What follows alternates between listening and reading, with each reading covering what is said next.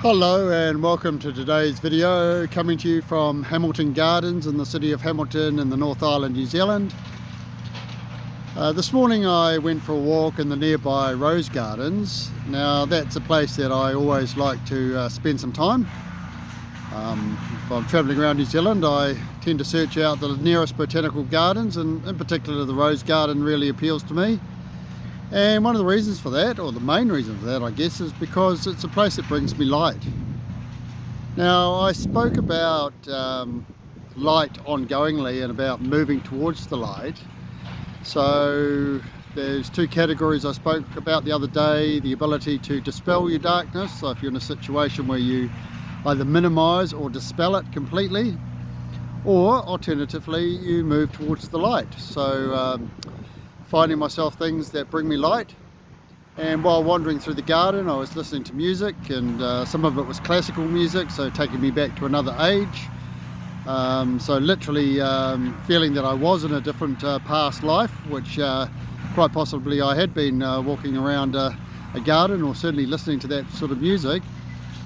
And while I was in the garden, a couple of things sprang to mind, just more about this looking under the surface that I talk about a lot. So what lays beyond what we can see. There's more to life than meets the eye.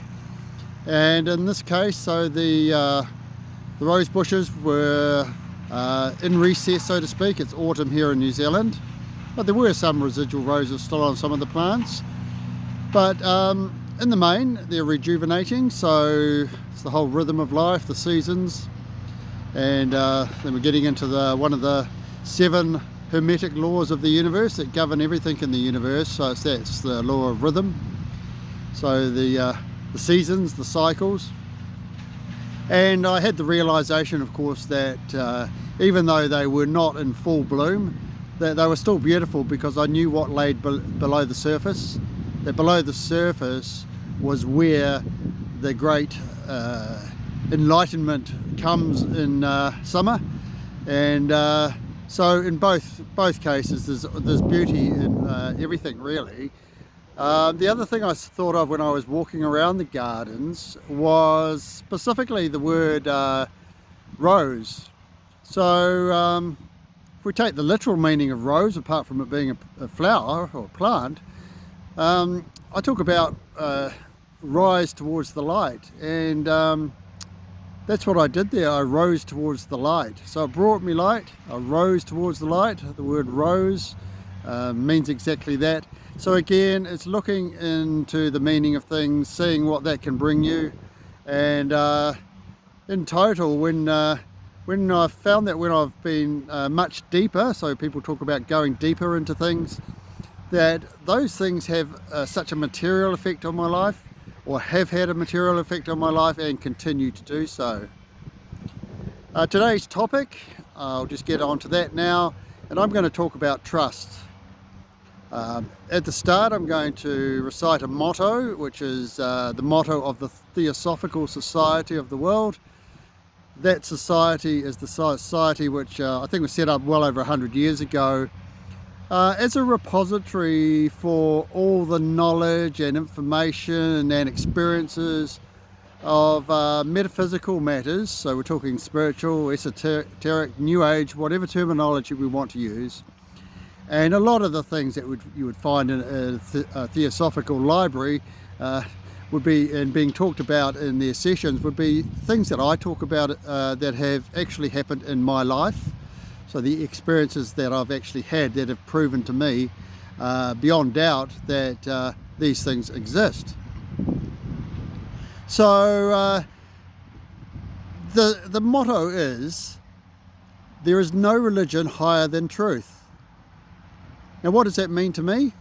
Well, I talk about everything coming from what I believe to be the eternal source, or the source, which I believe to be a light, or the eternal light. So everything emanates down from that, is my belief. And that means that everything that we see or know of, anything that's in existence to us, has come from the light. So it's flowed down from the light. And as it flows down, the light becomes slightly less illuminated or intense.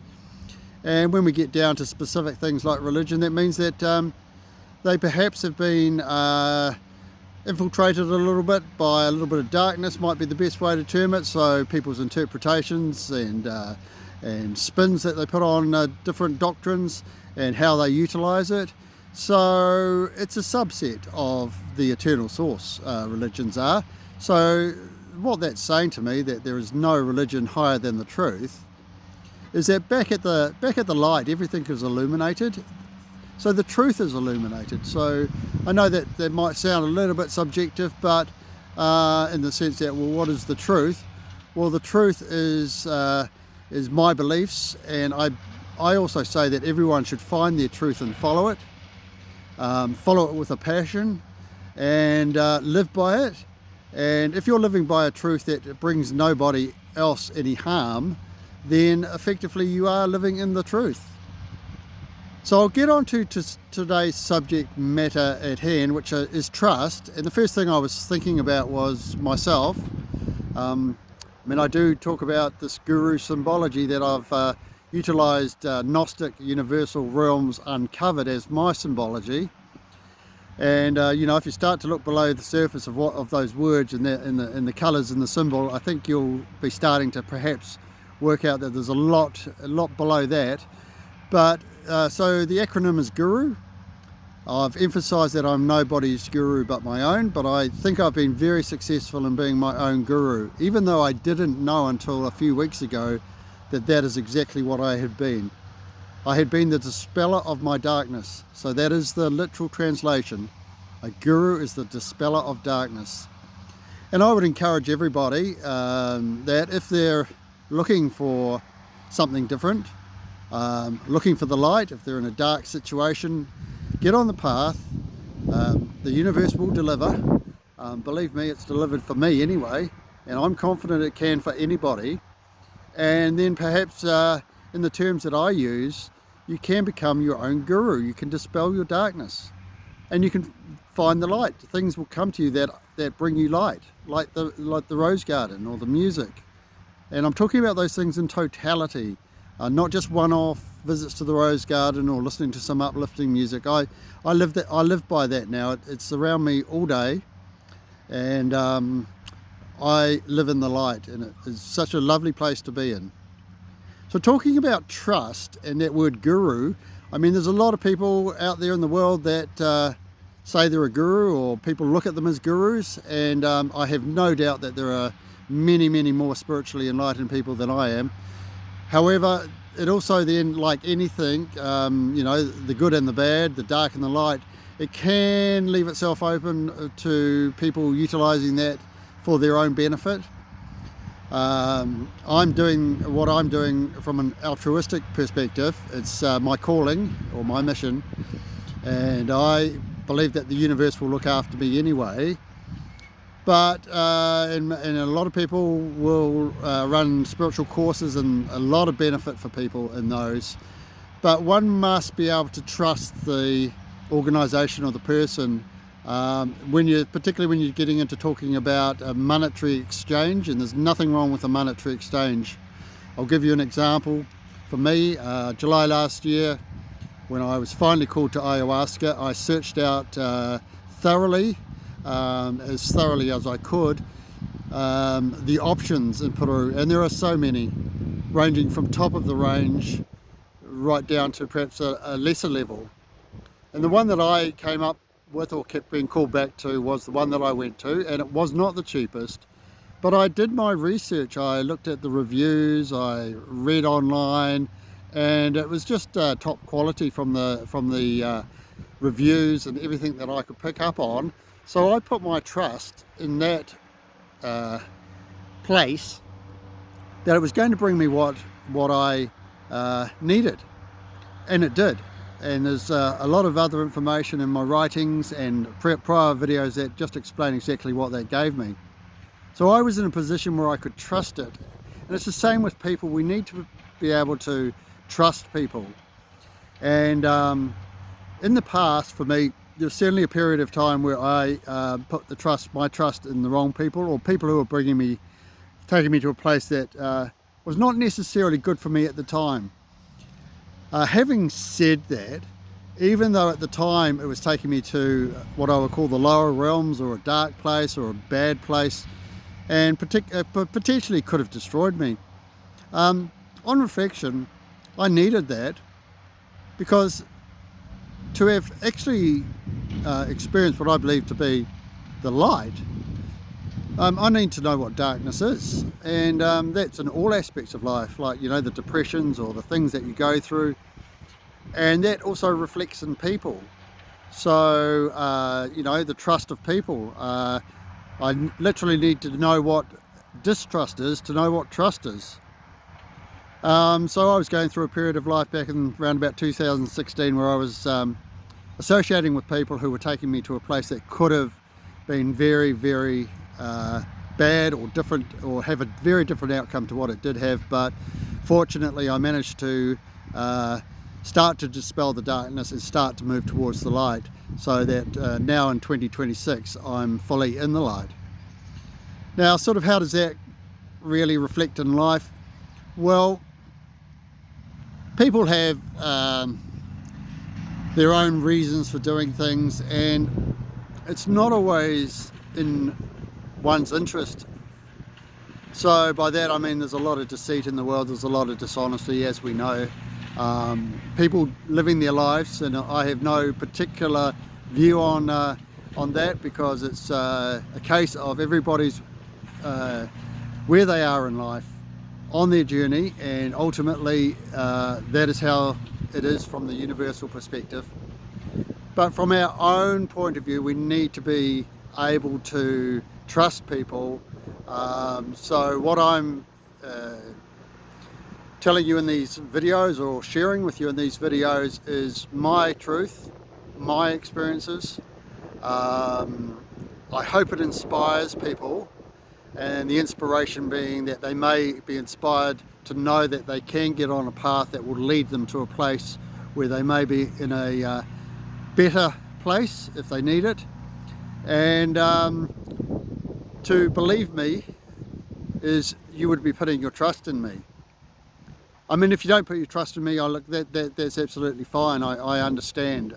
You know, some of the things I do talk about are pretty much kind of out there, and I use that term occasionally, woo-woo. So for some people it's just too much, in the sense that it just doesn't make any sense, and that's fine. However, it makes total sense to me, and I'm out there bringing some light if possible, and that's the way I will be.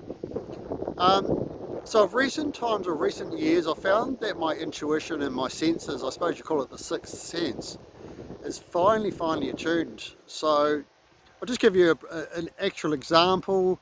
A few weeks ago I was just coming out of a food store late at night, well, fairly late, 9 o'clock, it was dark, not remote, but it wasn't sort of like lots of people around, and a young lady walked up to me and she said, oh, excuse me, could you give me a lift home? And I'm sort of like a little bit wary, but a little bit receptive to that. And she said that she didn't really understand the buses at that time of the night, even though there were some, or trains as well, and that her phone had run out of power. And I was receptive to that level, and probably in the past I would have been very receptive. I asked her where she lived, and it was about 30 minutes out of my way, and I kind of thought, well, yeah, it's not really on my path, so to speak, or on my journey. But then just out of the corner of my eye, I noticed 10-15 meters away there was a car, and there was a guy in the driver's seat, and he kept looking really intently at our discussion. And I looked over at him, and he kind of glanced away, and then I looked again, and he looked back, and he was looking back again, and he was just showing way too much interest from my perspective in our conversation if I was talking to a stranger. So something kicked in and just said to me, look, okay, you're going to have to say no to this. And I did say no, and I apologised to the level that I was prepared to do. But, you know, was that a situation where I was just being set up for something, you know, take someone 30 minutes drive away down a long street in the dark, and then who knows what can happen. So I had a feeling, and it's just that one needs to be able to pick up on these things. You know, I'm not in a position where I can do a lot of research in that situation, but that's how it turned out. So I trust my instincts, and they haven't done me wrong, certainly not for a long, long time now. So trust is so important. You know, if we're going to be putting our well-being in others, or even trying to get inspiration from others, we need to know that we trust them. And I do hope that you well, have a level of trust in me, that you know that this is coming from from my heart, and these matters are way too important for me to sit here and just make stuff up. I go out of my way to film videos and put them up, particularly on the basis that I'm not really expecting anything to come back from it straight away. So I'll leave the video today at that. I know it's just a really brief overview of the word trust, but it just came to me that I needed to speak about that. So I wish you all a good day. I will carry on my journey to my next destination, and I will make another video. And in the meantime, I'll just ask you to enjoy the journey. We will meet when we should, and namaste.